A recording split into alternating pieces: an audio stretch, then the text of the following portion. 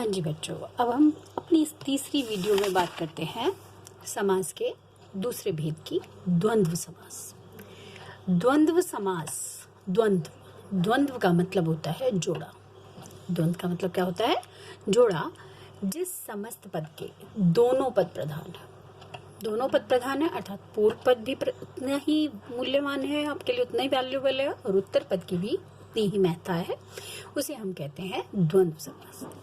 इस समास की सबसे बड़ी पहचान है, इसमें दोनों पदों के मध्य हम योजक चिन्ह का प्रयोग करते हैं। किसका प्रयोग करते हैं? योजक का। और जब हम इसका विग्रह करते हैं तो विग्रह करते समय हम और, तथा या का प्रयोग करते हैं। जैसे दिन और रात, सुख और दुख, भाई और बहन। तो आप देखेंगे सबसे आसान जो आपके समास के भेद हैं उसमें सबसे पहला आपका द्वंद्व समास और द्विगु समास ऐसे हैं जिन्हें पहचानना और इनका विग्रह करना सबसे आसान होता है। तो परीक्षा में आपसे जो प्रश्न पूछे जाएंगे उसमें प्रश्न पूछने का एक तरीका होगा कि दिए गए समस्त पदों का विग्रह कर समास के भेद का नाम लिखिए, या विग्रह आपको दिया जाएगा उससे आपको समस्त पद बनाते हुए भेद का नाम लिखना होगा। तो जब आपको उसकी परिभाषा, उसकी पहचान पता होगी तभी आप विग्रह कर सकते हैं और तभी आप समस्त पद बना सकते हैं। तो इसलिए आपको समस्त पद बनाना भी आना चाहिए और उसे विग्रह करना भी आना चाहिए। फिर से मैं रिवाइज कर देती हूँ। द्विगु समास वह समास है जिसका पहला पद संख्यावाची होता है। इसकी क्या पहचान है? इसमें पहला पद क्या होगा? आपका संख्यावाची। और जब आप समास विग्रह करेंगे तो उस समय आप या तो समूह शब्द का प्रयोग करेंगे या समाहार। किसका प्रयोग करेंगे आप? समूह शब्द का या समाहार शब्द का प्रयोग करेंगे। जैसे चौराहा, 4 राहों का समूह, त्रिभुज, 3 भुजाओं का समूह, शताब्दी, 100 वर्षों का समूह, चतुरानन, 4 आनन का समूह। तो आपको ये बात ध्यान रखनी है कि समस्त पद बनाते समय आपको इन शब्दों को हटाना होगा, और जब आप समास विग्रह करेंगे तब आपको समूह या समाहार शब्द लगाना होगा। तो ये हमने समास के अंतर्गत सबसे आसान समास पढ़ा। सबसे पहला द्विगु, दूसरा मैं आपको बता रही हूँ द्वंद्व समास, जिसमें मैंने बताया कि दोनों पद समान भाव के हैं। आपने द्वंद्व युद्ध सुना होगा। द्वंद्व युद्ध का मतलब दोनों एक जैसे, उनके मध्य जब युद्ध हो रहा है तो भाई और बहन,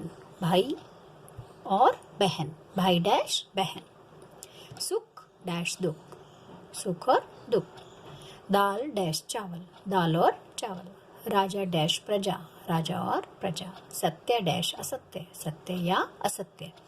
इसमें दोनों पद एक दूसरे के समानार्थी भी हो सकते हैं, विलोम भी हो सकते हैं, लेकिन दोनों पदों को हम समान महत्व देंगे, पूर्व पद को भी और उत्तर पद को।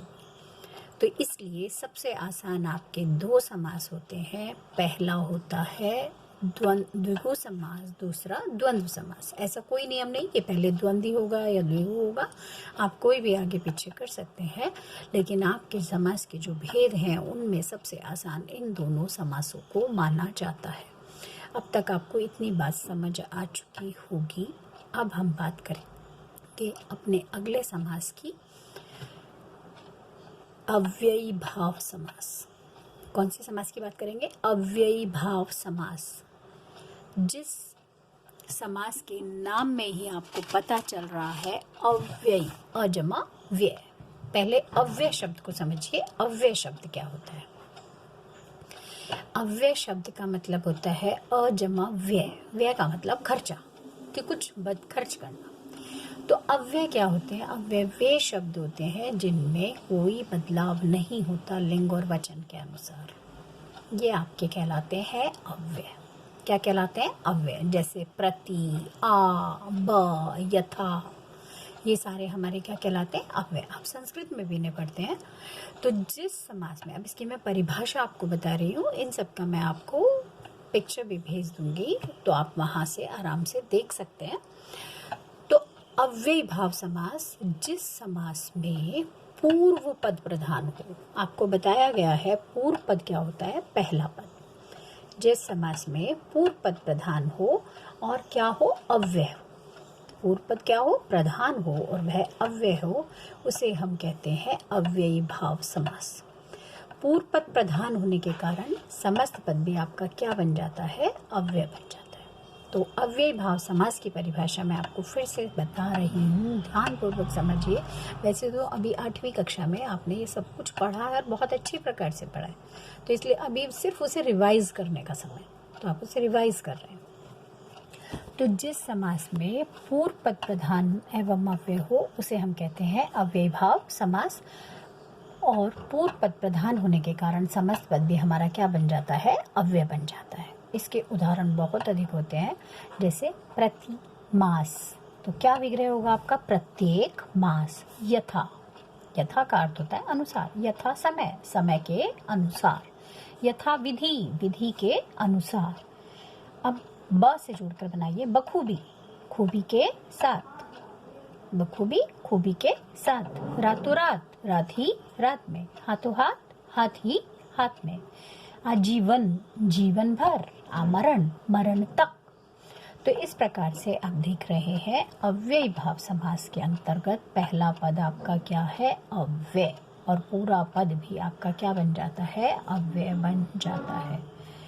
तो आप जब कल क्लास के लिए बैठेंगे, जिस समय आपकी कक्षा का समय होगा, तब आप सब बच्चे एक कॉपी या रफ कॉपी, समथिंग जो भी आपके पास अवेलेबल है, एक कॉपी और पेन लेकर बैठना। मैं उस समय आपको कुछ साथ साथ करने के लिए शब्द दूंगी, समस्त पद दूंगी, जिनका आपको विग्रह करना होगा, या विग्रह करने के लिए या विग्रह युक्त समास आपके पास विग्रह दूंगी, उन्हें आप समस्त पद बनाएंगे और मुझे साथ साथ उत्तर देंगे, क्योंकि आप तो स्पीड में लिखते हैं। तो आप उस समय मुझे लिखकर उत्तर भेजेंगे, जिससे मुझे पता चलेगा कि आपको ये तीनों समास क्लियर है या नहीं।